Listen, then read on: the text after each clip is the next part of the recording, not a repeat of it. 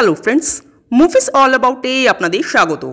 অভিক সরকার রচিত পরমব্রত চ্যাটার্জি পরিচালিত ভোগ ওয়েব সিরিজটি রিলিজ করে গেছে হইচইয়ের পর্দায়। মুখ্য ভূমিকায় অনির্বাণ ভট্টাচার্য ও পার্নো মিত্র।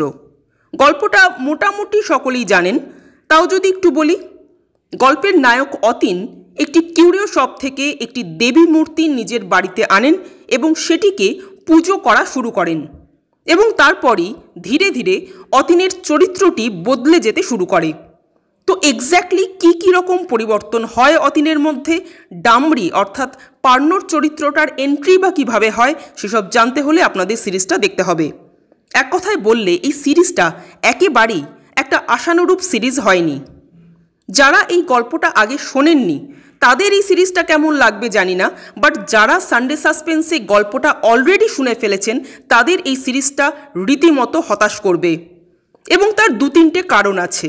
অ্যাজ অ্যান অডিয়েন্স কিছু খামতি আমার চোখে পড়েছে, কিন্তু সেই খামতিগুলো বলার আগে আপনাদের জানিয়ে দিই যে এটা একটু স্পয়লার হয়ে যেতে পারে, তাই যারা সিরিজটা এখনও দেখেননি তারা আমার রিভিউটা এখনই শুনবেন না, আগে সিরিজটা দেখুন তারপর রিভিউ শুনুন। এবার আসি খামতিগুলোর কথায়। প্রথমত, মূল গল্পে এই অতীন চরিত্রটা ধীরে ধীরে বদলে যাবে, কিন্তু এখানে সেই বদলটা খুব দ্রুত দেখানো হয়েছে। এমনভাবে ঘটনাগুলো দেখানো হয়েছে যে শেষে গিয়ে আপনার মনে হবে অতীন এরকম পাগলামো করছেই বা কেন, কী এমন ঘটলো, কখন ঘটলো যে অতীনের এতটা পরিবর্তন হলো।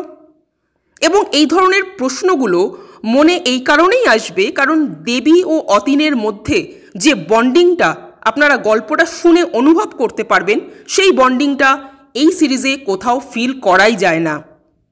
দেবী যে অতীনকে ভালোবাসেন সেটা এই সিরিজে কোথাও ঠিকমতো বোঝানোই হয়নি। এছাড়া আরও একটা প্রবলেম হলো দেবীকে সশরীরে দেখিয়ে দেওয়া।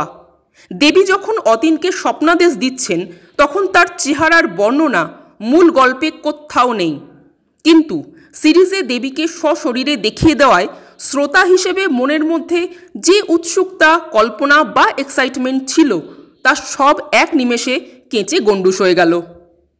এছাড়া ডামরির আবির্ভাব ও পুষ্পদির অন্তর্ধান, এই দুটো সিনই অত্যন্ত দুর্বল স্ক্রিপ্ট ও স্ক্রিন প্লে মনে হয়।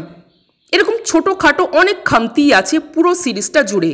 অনেক কিছুই খুঁটিয়ে আলোচনা করতে ইচ্ছে করছে, কিন্তু সবটা তো বলা সম্ভব নয়, আর সেটা উচিত নয়। সিনেমা সিরিয়াল তৈরির সময় সাধারণত মূল গল্প কিছু চেঞ্জ করা হয়, কিন্তু সেটা এমন চেঞ্জ হওয়া উচিত নয় যাতে মূল গল্পের নির্যাসটাই উড়ে যায়। কারণ চেঞ্জ করাটা তো কোনো বাধ্যতামূলক নয়, এমন কেউ মাথার দিব্যি দেয়নি যে চেঞ্জ করতেই হবে। গল্পে যা আছে হুবহু তা রেখে দিলেই বা ক্ষতি কী? এই সিরিজের যদি কিছু পজিটিভ পয়েন্ট থাকে তা হলো অনির্বাণ, রজতাভ ও সুদীপা বসুর অভিনয়। এরা তিনজনই স্ট্রং অভিনেতা, ফলে তিনজনই নিজের নিজের জায়গায় বেশ ভালো কাজ করেছেন, কিন্তু বাকি সব বড্ড এলোমেলো হয়ে গেল। যাই হোক, ওভারঅল এই সিরিজটা আমার অন্তত ভালো লাগলো না। আপনাদের কেমন লেগেছে কমেন্ট করে জানাবেন, আর আমাদের ভিডিও ভালো লেগে থাকলে প্লিজ লাইক, শেয়ার ও সাবস্ক্রাইব করতে ভুলবেন না। Thank you.